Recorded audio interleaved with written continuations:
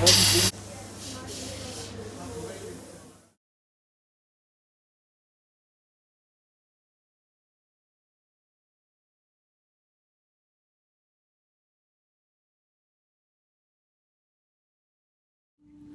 sælger I jeres ting?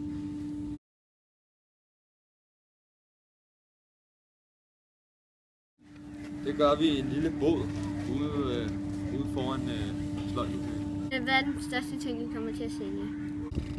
Det er nok et flag lavet ud af træ med flagstræk. Hvor mange er I til at lave tingene? Vi er cirka 20, tror jeg. Hvor meget kommer flagstangen til at koste? Jeg tror, den kommer til at koste 10 søbypenge.